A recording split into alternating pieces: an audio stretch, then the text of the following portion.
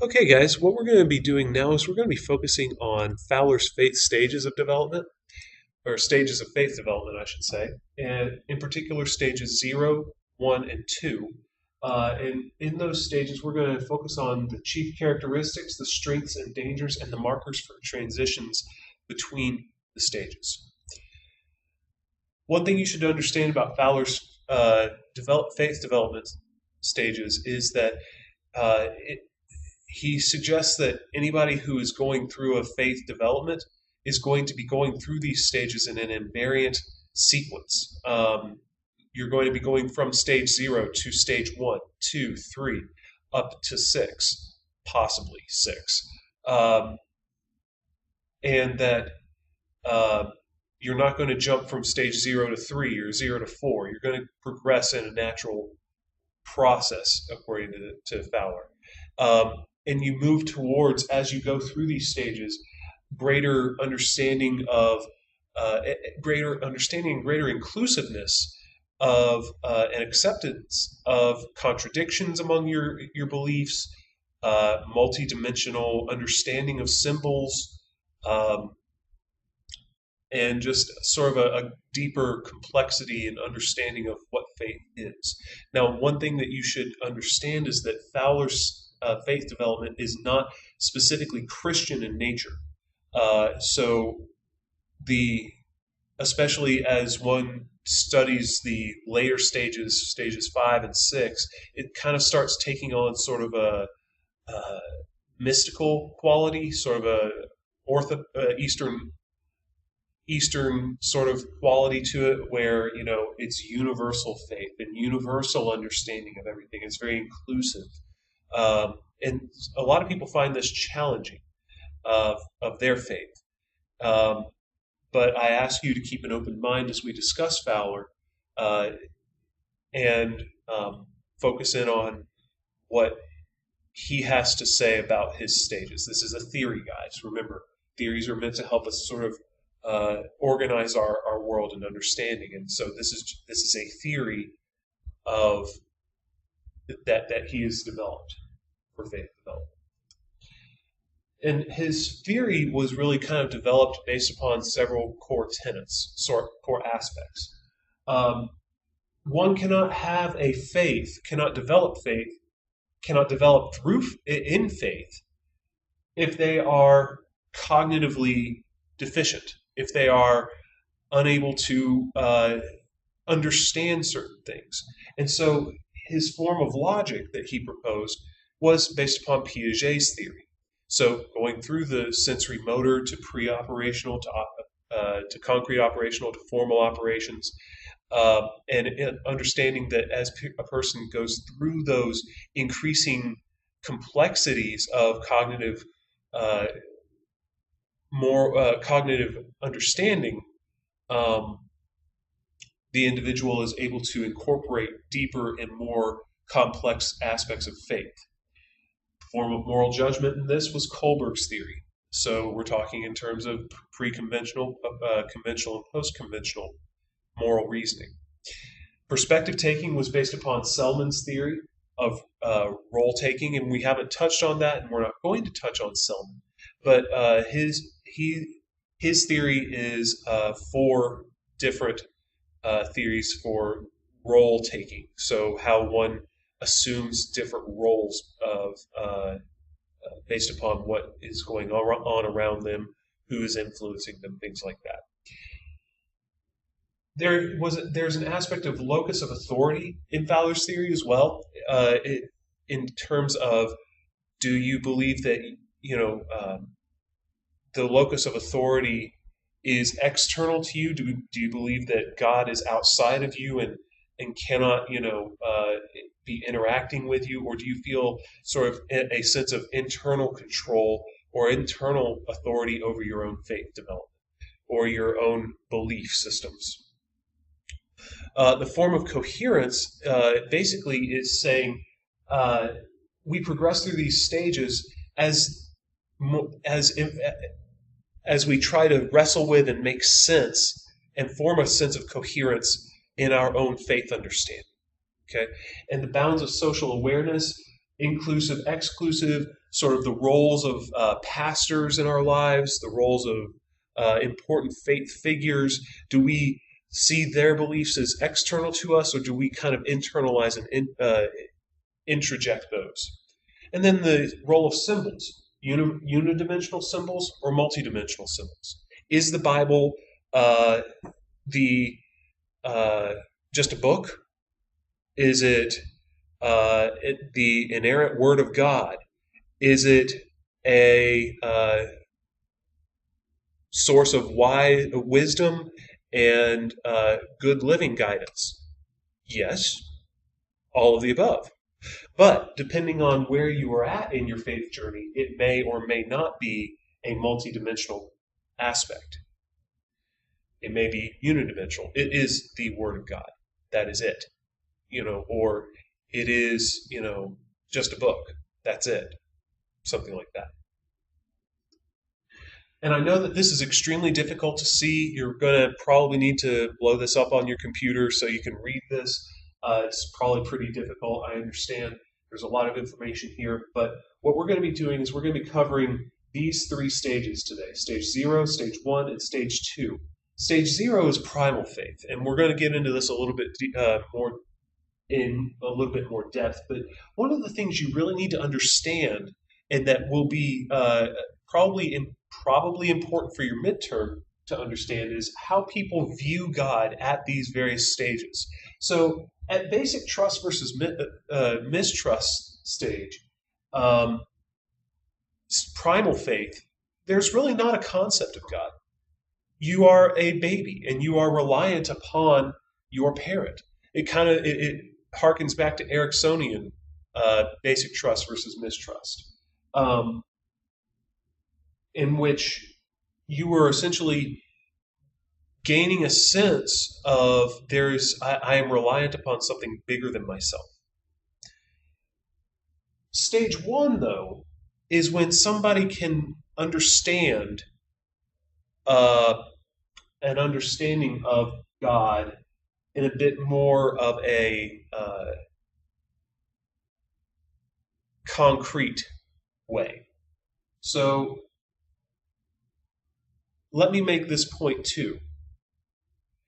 This is not, as we go through this, don't think of this in terms of age. Anybody going through, anybody who's starting out in a faith will start at stage 0, primal faith, where they will have to develop a sense of, do I trust God? Do I not trust God? Based upon their experiences, based upon their level of, willingness to take a chance and trust God. Everybody who starts will start at stage 0, regardless of your age. We're not talking about babies here. We're talking about anybody who's just starting out. I just used the example of a baby before because it was, basic trust versus mistrust, and we've kind of talked about that before. But somebody who is in stage 1 views God in very concrete terms. He's a big guy in the sky. God is Superman. He can do anything and be, anything, and he's super. He's all powerful, all knowing, all this, all that, which is true, yes, but it's a very like I said earlier, a very unidimensional understanding of God. There's not a lot of depth to it. Stage 2, God is like a parent figure or a judge. In this stage, people who are going through their faith journey kind of see God as the authority figure. They see him as, it's moved on from he is, the big guy in the sky to he is the arbiter, and he is the one who judges right and wrong. We'll talk about this a little deeper in just a bit, but I just wanted to emphasize those three aspects of how a person views God. So let's talk about the ages, all right? Now, like I said before, anybody could be going through these stages at any age. But if the child or if somebody is in a religious or spiritual environment from an early age, it kind of follows an age progression as well.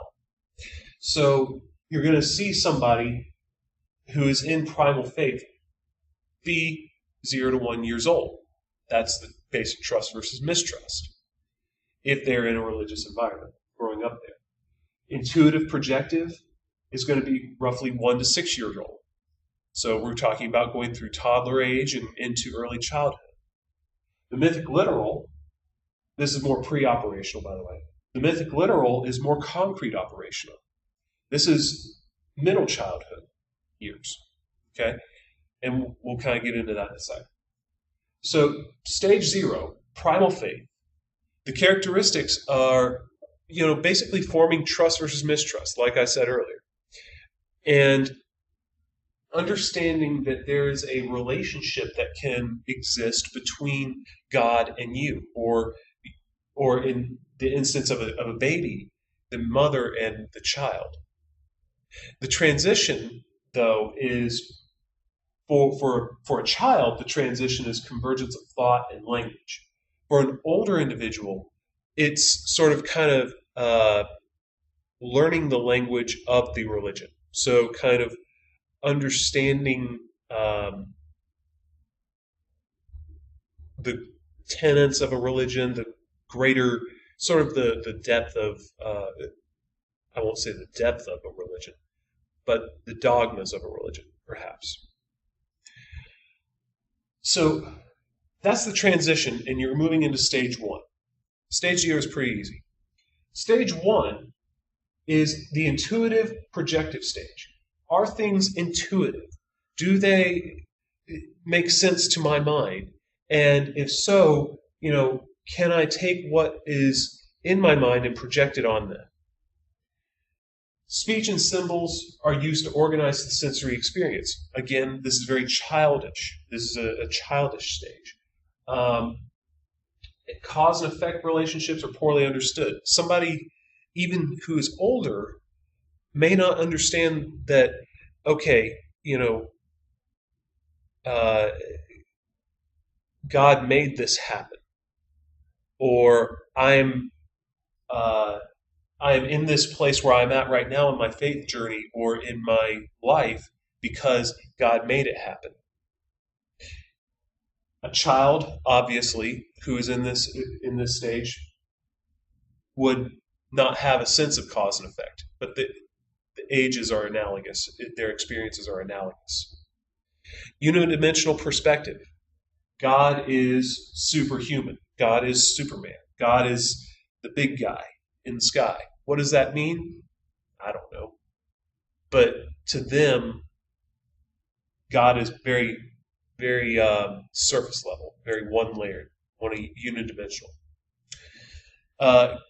Cognition is episodic and intuitive. This mainly refers to like child experiences. So their sense of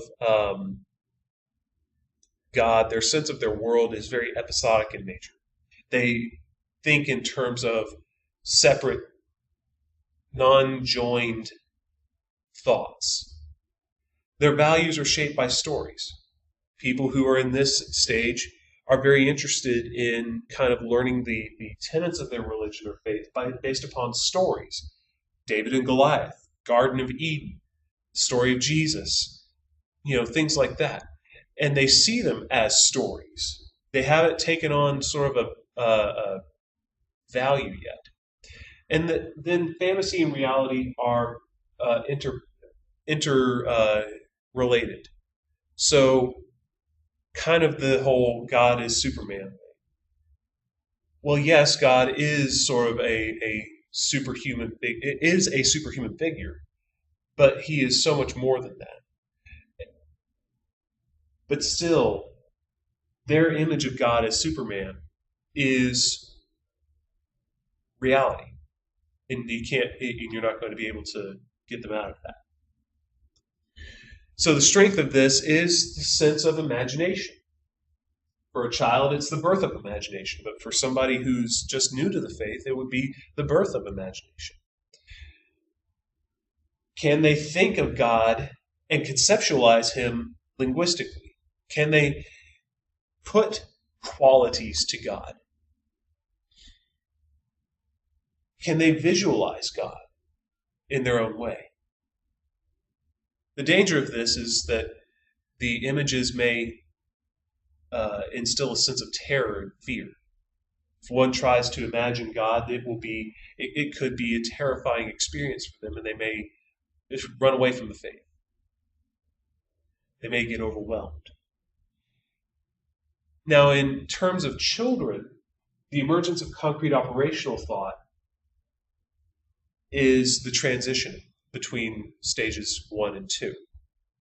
For somebody who is new to the faith, kind of being able to move past their immature understanding of God and who God is kind of that transition for them. In stage 2, it's analogous to concrete operational thought. Cause and effect are well understood. So I'm here because God put me here. I'm here because, the Holy Spirit led me through this and this and this and brought me to where I'm at today. Order is defined by simple fairness, in that somebody in this stage, we just got done talking about how children in middle childhood will look at this or look at rules and say these have to be upheld because it's fair and balanced. This is where God is a judge. This is where God is the mediator, is the arbiter of our lives. He stands in judgment over us and judges right and wrong. And so people, even older people in this stage, will kind of have a sense of, okay, God tells me, God is, you got the Ten Commandments, you've got all of those eating commandments in the Old Testament, you've got all of the, love thy neighbor as yourself commandments, very commandment oriented, very cut and dry. Symbols are still unidimensional, and they're very literal. What does that mean? This is a very fundamentalist stage. The Ten Commandments are not just a way of governing.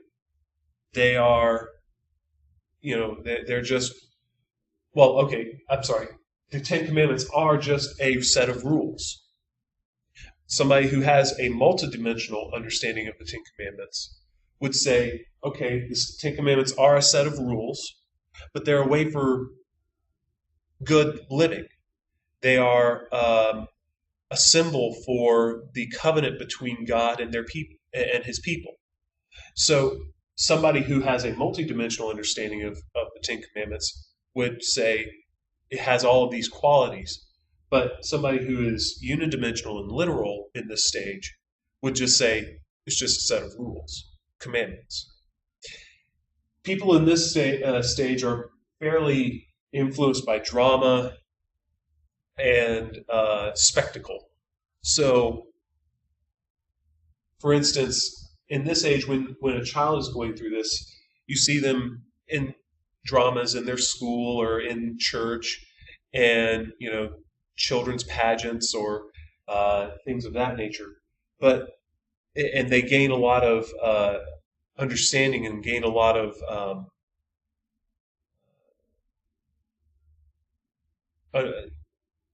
conceptualization of their faith from things like videos that they show in Sunday school or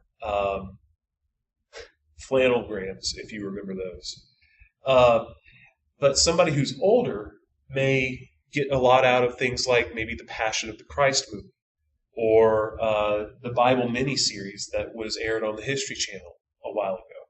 Something like that. Drama and spectacle really kind of brings things to life for people in the mythic literal stage. The strength of this is they develop a sense of narrative as a way of giving understanding to their world and to their understanding of their faith. However, this literalness is limited. It doesn't answer all of the questions. It doesn't address the contradiction. Well, I mean, the transition here is understanding that there are contradictions in the stories. If you take a basic Old Testament class, one of the first things they'll talk about is the fact that there are two creation stories in Genesis. Well, what does that mean? Where does that come from? And how do you make sense of that? So is it a contradiction? Is it not? And kind of wrestling with these things kind of takes the person beyond saying, okay, well, it's in the story, it's in the drama, it's in the Passion of the Christ movie, so it has to be true. Well, yeah, but it goes deeper than this. That's where the transition occurs. And we're going to talk about stages 3 through 6 at a later point in your final. But your midterm is going to focus mainly on stages 0 through 2. So be prepared for that. What is the impact of this on how somebody sees God or death or the concept of right and wrong? These stages, as the person progresses through them, develops sort of these concepts, and it says how children think about it. But like I said, it doesn't have to be a child. How does somebody who's new to the faith, how do they think about God or death now that they've been saved? Or now as they're kind of researching or developing their faith beliefs? Things like that, things to consider. So that's it for Fowler's faith development stages 0 through 2. Again, please be familiar with those, especially how people view God and sort of the interaction and how, like Piaget's, Erickson's theory, Fowler's theory kind of mesh together, how they relate to one another. Be familiar with that. Okay. So if you were to say, something to the effect of, a child is saying this about something very concrete about their understanding of God, what age group would you say that they would be in, or what operational stage of Piaget's theory would you say they would be in? Something of that nature. Be familiar with sort of that intermingling of those theories. Okay? If you have any questions, feel free to ask me. I will be more than happy to help.